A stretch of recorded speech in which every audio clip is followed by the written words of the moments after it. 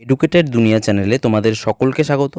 তো বাংলা পেডাগজির যে সমস্ত ডিটেলস ক্লাস তোমাদের করানো হয়েছে তার চ্যাপ্টার ওয়াইজ যে সমস্ত এমসিকিউগুলো রয়েছে, ঠিক আছে, সেই চ্যাপ্টার ওয়াইজ এমসিকিউগুলো তোমাদের আলোচনা করা হবে। তো এর আগের ভিডিওতে আমরা কিন্তু প্রথম চ্যাপ্টারটি নিয়ে আলোচনা করেছি। আজকে আমরা দ্বিতীয় চ্যাপ্টারটি নিয়ে আলোচনা করব, যেটা হচ্ছে ভাষা শিক্ষণের নীতি। এই যে চ্যাপ্টারটা, এখান থেকে আমরা যে সমস্ত কোশ্চেন সিলেক্ট করেছি, সে আশা করি এই সমস্ত কোশ্চেন যদি তোমরা ভালো করে মুখস্থ করো, তাহলে এর বাইরে, এই চ্যাপ্টারের বাইরে কিন্তু অন্য কোনো প্রশ্ন হবে না। ঠিক আছে, চলো শুরু করা যাক। দেখো, আজকের প্রথম প্রশ্ন রয়েছে যে ভাষা শিক্ষার ক্ষেত্রে শিক্ষকের পাঠদান শিক্ষক কেন্দ্রিক হবে, পাঠ্যপুস্তক কেন্দ্রিক হবে, নৈবক্তিক হবে, শিক্ষার্থী কেন্দ্রিক হবে। তাহলে এক্ষেত্রে কিন্তু সঠিক উত্তর হবে শিক্ষার্থী কেন্দ্রিক হবে। তো তোমরা অবশ্যই কিন্তু এগুলোর উত্তরগুলো দেওয়ার চেষ্টা করবে এবং শেষে কার কটি ঠিক হলো সেটা কিন্তু তোমরা কমেন্ট বক্সে জানাবে। দেখো, পরবর্তী প্রশ্ন রয়েছে যে ভাষা শিক্ষণের ক্ষেত্রে একজন শিক্ষক কেবল তার শিক্ষণের দিকে নজর দেবেন, শিক্ষার্থীর মনস্তত্ত্ব সম্পর্কে জানবেন, শিক্ষার্থীর মনস্তত্ত্ব ও তার সামাজিক অবস্থান জানবেন, এবং অপশন ডি বলেছে যে শিক্ষার্থীর সামাজিক অবস্থান জানবেন। তো এক্ষেত্রে কিন্তু সঠিক উত্তর হবে শিক্ষার্থীর মনস্তত্ত্ব ও তার সামাজিক অবস্থান জানবেন, অপশন সি। পরবর্তী প্রশ্ন দেখো, পরবর্তী প্রশ্ন রয়েছে যে ভাষা শিক্ষণের নীতি বলতে শিক্ষণ পদ্ধতিকে বোঝায়, শিক্ষণ কৌশলকে বোঝায়, শিক্ষণ পদ্ধতি এবং কৌশল দুইকেই বোঝায়, এবং অপশন ডি বলেছে যে শিক্ষণ সম্পর্কে সামগ্রিক চিন্তাকে বোঝায়। তো সঠিক উত্তর হবে শিক্ষণ সম্পর্কে সামগ্রিক চিন্তাকে বোঝায়। তো তোমাদের যার যার একটু অসুবিধা হচ্ছে কোশ্চেনের উত্তরগুলো করতে, তোমরা কিন্তু অবশ্যই আমাদের ডিটেলস ক্লাসটি করে নেবে, এবং ডিটেলস ক্লাসটি করে নিলে কিন্তু তোমরা এই প্রশ্নগুলোর উত্তর অনায়াসে করতে পারবে। ঠিক আছে, দেখো পরবর্তী প্রশ্ন রয়েছে যে ভাষা দক্ষতাকে গ্রহণমূলক বা রিসেপটিভ দক্ষতা বলা হয় তা হলো শ্রবণ এবং পঠন, শ্রবণ এবং কথন, পঠন এবং কথন, পঠন এবং লিখন। তো এক্ষেত্রে কিন্তু সঠিক উত্তর হবে অপশন এ, অর্থাৎ শ্রবণ এবং পঠন। ঠিক আছে, পরবর্তী প্রশ্ন পরবর্তী প্রশ্ন দেখো রয়েছে যে ভাষা শিক্ষার ক্লাসে 4টি ভাষা দক্ষতা হলো। তো অপশন এ রয়েছে যে অখণ্ডভাবে ভাষা শেখাতে হবে, আলাদাভাবে শেখাতে হবে, প্রথমে শ্রবণ এবং পঠন শেখাতে হবে, এবং অপশন ডি বলেছে যে প্রথমে শ্রবণ এবং কথন শেখাতে হবে। এক্ষেত্রে কিন্তু সঠিক উত্তর হবে অখণ্ডভাবে শেখাতে হবে। ঠিক আছে, অপশন এ। পরবর্তী প্রশ্ন রয়েছে যে ভাষা শিখন শিক্ষার্থীর কাছে ব্যাকরণ জ্ঞান অর্জনে সহায়ক হবে, ব্যবহারিক এবং অর্থপূর্ণ হবে, ভাষা ও সাহিত্যে পারদর্শী হওয়ার ক্ষেত্রে সহায়ক হবে, এবং অপশন ডি বলেছে ভাষা ও সাহিত্যে বেশি নম্বর পাওয়ার ক্ষেত্রে সহায়ক হবে। তো এক্ষেত্রে কিন্তু সঠিক উত্তর হবে অপশন বি, অর্থাৎ ব্যবহারিক ও অর্থপূর্ণ হবে। ভাষা শিখন শিক্ষার্থীর কাছে ব্যবহারিক এবং অর্থপূর্ণ হবে। পরবর্তী প্রশ্ন রয়েছে যে ভাষা শিক্ষণের অন্যতম নীতি হলো অজানা থেকে অন্য একটি অজানা বিষয়ে যাওয়া, জানা বিষয় থেকে অজানা বিষয়ে যাওয়া, দুটি জানা বিষয়ের মধ্যে সম্পর্ক খুঁজে নেওয়া, এবং অপশন ডি বলেছে দুটি অজানা বিষয়ের মধ্যে সম্পর্ক খুঁজে নেওয়া। তো এক্ষেত্রে কিন্তু সঠিক উত্তর হবে জানা বিষয় থেকে অজানা বিষয়ে যাওয়া। ভাষা শিক্ষণের একটা অন্যতম নীতি হচ্ছে এই জানা বিষয় থেকে অজানা বিষয়ে যাওয়া। ঠিক আছে, পরবর্তী প্রশ্ন রয়েছে যে শিক্ষণকে অর্থপূর্ণ করে তুলতে হলে শিক্ষার্থীর প্রয়োজন ও মূল্যবোধের সঙ্গে সামঞ্জস্য রেখে শিক্ষা দিতে হবে, শিক্ষার্থীর ভাষাবোধ এবং মনস্তত্ত্বের সঙ্গে সামঞ্জস্য রেখে শিক্ষা দিতে হবে, শিক্ষার্থীর মনস্তত্ত্ব এবং সামাজিক অবস্থানের সঙ্গে সামঞ্জস্য রেখে শিক্ষা দিতে হবে, এবং অপশন ডি বলেছে যে শিক্ষার্থীর জানা ও অজানা বিষয়ের মধ্যে সঙ্গে সামঞ্জস্য রেখে শিক্ষা দিতে হবে। তো দেখো, এক্ষেত্রে কিন্তু সঠিক উত্তর হবে শিক্ষার্থীর প্রয়োজন এবং মূল্যবোধের সঙ্গে সামঞ্জস্য রেখে শিক্ষা দিতে হবে। ঠিক আছে, তার প্রয়োজন এবং মূল্যবোধের সঙ্গে সামঞ্জস্য রেখে শিক্ষা দিতে হবে। পরবর্তী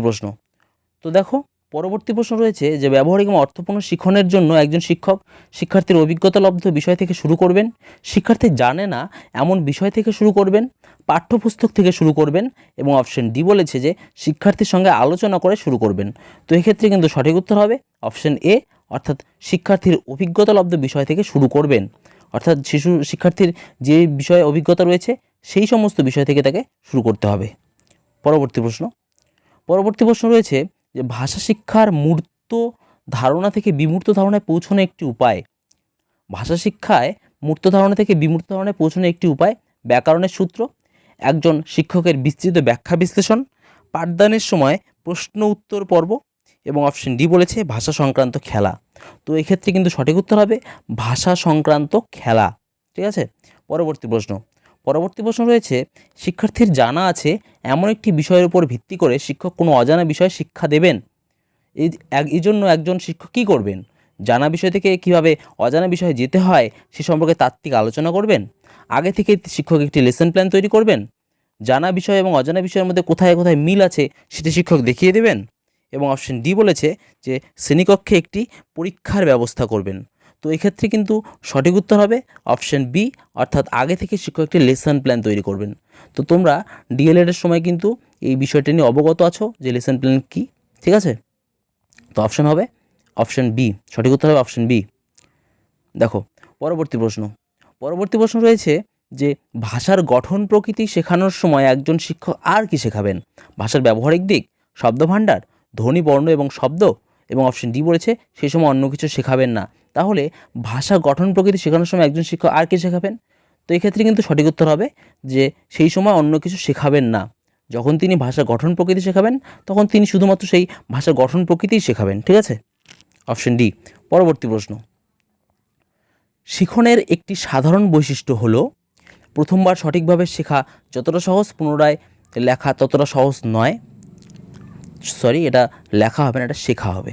যে প্রথমবার সঠিকভাবে শেখা যতটা সহজ পুনরায় শেখা ততটা সহজ নয়। অপশন বি বলেছে প্রথমবারের তুলনায় পুনরায় শেখা অনেক বেশি সহজ। অপশন সি বলেছে প্রথমবার লেখা যতটা যদি সহজ হয় তবে পুনরায় শেখাও সহজ। এবং পরবর্তী অপশন ডি বলেছে যে প্রথমবার শেখা যদি কঠিন হয় তবে পুনরায় শেখাও কঠিন।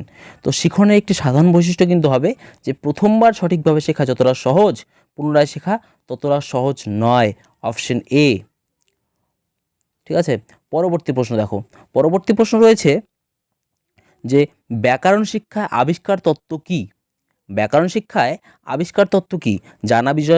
জানা বিষয় থেকে অজানা বিষয়ে যাওয়া, শিক্ষার্থী নিজের দ্বারা ব্যাকরণের নিয়ম খুঁজে নেওয়া, অবরোহী দৃষ্টিভঙ্গির মধ্যে দিয়ে নতুন ব্যাকরণ শিক্ষা এবং আরোহী দৃষ্টিভঙ্গির মধ্যে দিয়ে নতুন ব্যাকরণ শিক্ষা। তো এক্ষেত্রে কিন্তু সঠিক উত্তর হবে অপশন বি, অর্থাৎ শিক্ষার্থী নিজের দ্বারা ব্যাকরণের নিয়ম খুঁজে নেওয়া। এই বিষয়টাকে কিন্তু বলা হয় ব্যাকরণ শিক্ষার আবিষ্কার তত্ত্ব। Option B. পরবর্তী প্রশ্ন রয়েছে যে ভাষা শিক্ষায় ব্যাকরণের ভূমিকা কী? অত্যন্ত গুরুত্বপূর্ণ, কারণ ব্যাকরণ ভালো না জানলে ভাষা শিখন সম্ভব নয়। ব্যাকরণে কোনো ভূমিকা নেই, কারণ ভাবের আদান প্রদানই ভাষা শিক্ষার মূল উদ্দেশ্য। এবং অপশন সি বলেছে দেখো ভাষা শিক্ষার সহায়ক উপাদান হিসেবে ব্যাকরণ শিক্ষা গ্রহণ করা।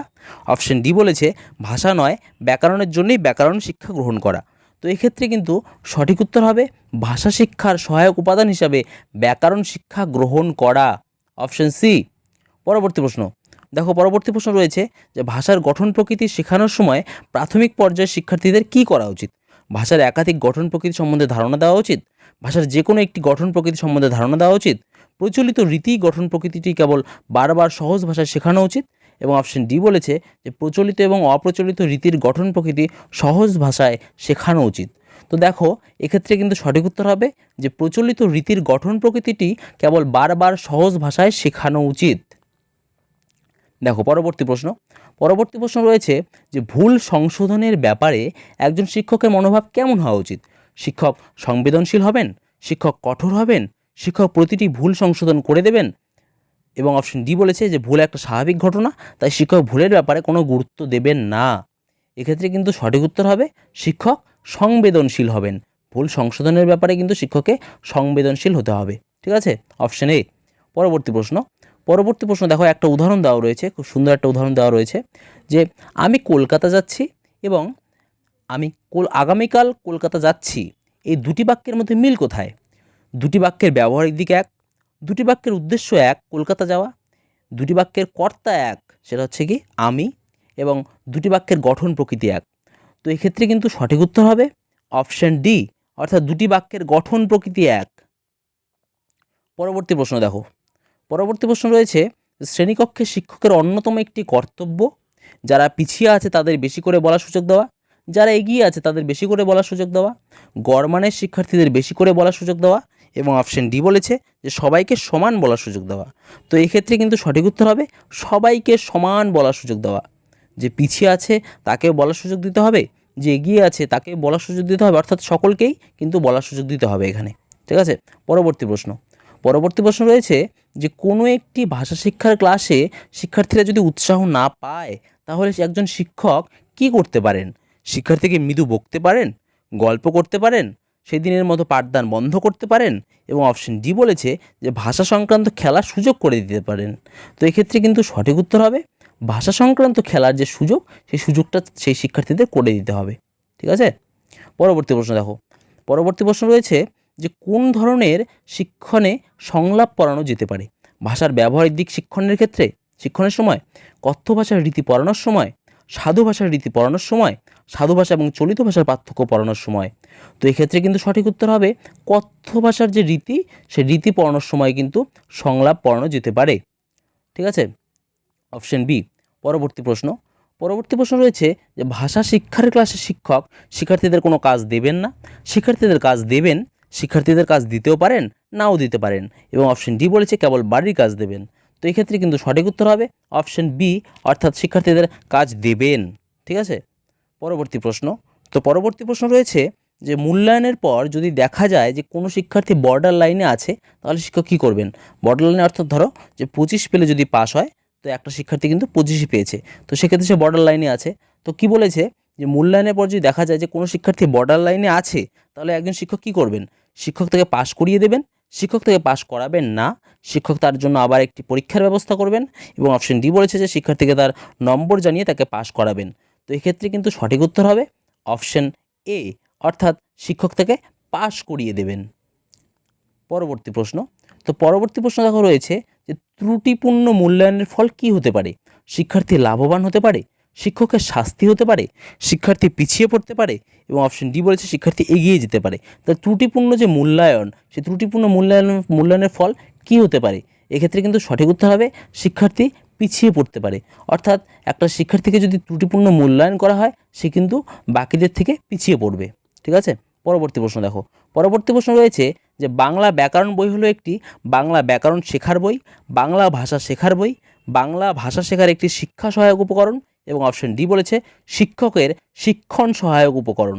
তো এক্ষেত্রে কিন্তু সঠিক উত্তর হবে অপশন সি, অর্থাৎ বাংলা ভাষা শেখার একটি শিক্ষা সহায়ক উপকরণ। ঠিক আছে। পরবর্তী প্রশ্ন রয়েছে যে ভাষা শিক্ষণের পদ্ধতি বলতে কী বোঝায়? কৌশলকে বোঝায়, নীতিকে বোঝায়, কৌশল এবং নীতির সম্পর্ককে বোঝায়, এবং অপশন ডি বলেছে যে শিক্ষা সহায়ক উপকরণের ব্যবহারকে বোঝায়। তো এক্ষেত্রে কিন্তু সঠিক উত্তর হবে কৌশল এবং নীতির যে সম্পর্ক, সেই সম্পর্ককে কিন্তু বোঝায় ভাষা শিক্ষণের পদ্ধতি বলতে। ঠিক আছে। পরবর্তী প্রশ্ন রয়েছে যে শ্রেণীকক্ষে কোনো শিক্ষার্থী কোনো কিছু পড়ার সময় ভুল করে, তাহলে একজন শিক্ষক কী করবেন? সঙ্গে সঙ্গে পড়া থামিয়ে ভুল সংশোধন করে দেবেন, শিক্ষার্থী পড়া শেষ হওয়া পর্যন্ত অপেক্ষা করবেন, পড়ার সময় ভুলকে শিক্ষক গুরুত্ব দেবেন না, এবং অপশন ডি বলেছে যে পরের ক্লাসে আগের দিনের ভুল সংশোধন করিয়ে দেবেন। তো এক্ষেত্রে কিন্তু সঠিক উত্তর হবে শিক্ষার্থী পড়া শেষ হওয়া পর্যন্ত অপেক্ষা করতে হবে। Option B. পরবর্তী প্রশ্ন রয়েছে যে শিক্ষণের ক্ষেত্রে যে ভুল করা, সে ভুল করাটা কি? শিক্ষণের একটা ত্রুটি, এটি স্বাভাবিক ঘটনা আর স্বাভাবিক ঘটনা নয়। তো এক্ষেত্রে সঠিক উত্তর কী হবে? এক্ষেত্রে কিন্তু সঠিক উত্তর হবে অপশন সি, অর্থাৎ এটি একটি স্বাভাবিক ঘটনা। যে শিক্ষণের সময় অর্থাৎ শেখার সময় কিন্তু ভুল হবে, এটা একটা স্বাভাবিক ঘটনা। ঠিক আছে। পরবর্তী প্রশ্ন যে ভাষার গঠন প্রকৃতি শিখলে কী উপকার হতে পারে? একটি নির্দিষ্ট ভাব বা ধারণা কেমন করে বিভিন্নভাবে প্রকাশ করা যায় সেটি জানা যায়, ভাষার নিয়ম জানা যায়, ভাষা যে ব্যাকরণ নির্ভর সেটা জানা যায়, এবং অপশন ডি বলেছে যে ভাষার অন্যতম উপাদান হিসেবে শব্দের ব্যবহার জানা যায়।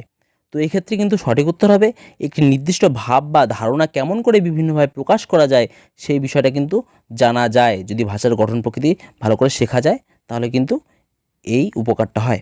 দেখো পরবর্তী প্রশ্ন রয়েছে যে একজন শিক্ষার্থী তার মাতৃভাষা অর্জন করে ভাষা শিখনের মাধ্যমে, স্বাভাবিকভাবে, সচেতনভাবে, ছোটোবেলা থেকে ভাষা শিক্ষা পাওয়ার মাধ্যমে।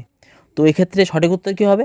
এক্ষেত্রে কিন্তু সঠিক উত্তর হয়ে যাচ্ছে অপশন বি, অর্থাৎ স্বাভাবিকভাবে। একজন শিক্ষার্থী তার মাতৃভাষা অর্জন করে স্বাভাবিকভাবে। ঠিক আছে। পরবর্তী প্রশ্ন, এবং আজকে এটাই শেষ প্রশ্ন, যে ব্যাকরণের নিয়ম শিখন শিক্ষার্থীর বয়সের উপর নির্ভর করে, শিক্ষার্থীর বয়সের উপর নির্ভর করে না, শিক্ষার্থীর আগ্রহের উপর নির্ভর করে, এবং অপশন ডি বলেছে যে শিক্ষকের শিক্ষণ কৌশলের উপর নির্ভর করে। তাহলে এক্ষেত্রে কিন্তু সঠিক উত্তর হয়ে যাবে শিক্ষার্থীর বয়সের উপর নির্ভর করে। তো এই ছিল আজকে আমাদের 31টা প্রশ্ন। তো কার কটে ঠিক হলো সেটা কিন্তু তোমরা অবশ্যই কমেন্ট বক্সে জানাবে। তো এই পিডিএফটা যদি তোমরা সংগ্রহ করতে চাও অবশ্যই টেলিগ্রাম চ্যানেলে জয়েন করবে। টেলিগ্রামে গিয়ে সার্চ করবে এডুকেটেড দুনিয়া টেট লিখে এবং জয়েন করে যাবে। তো আজকে এই পর্যন্তই, দেখা হচ্ছে পরের ভিডিওতে।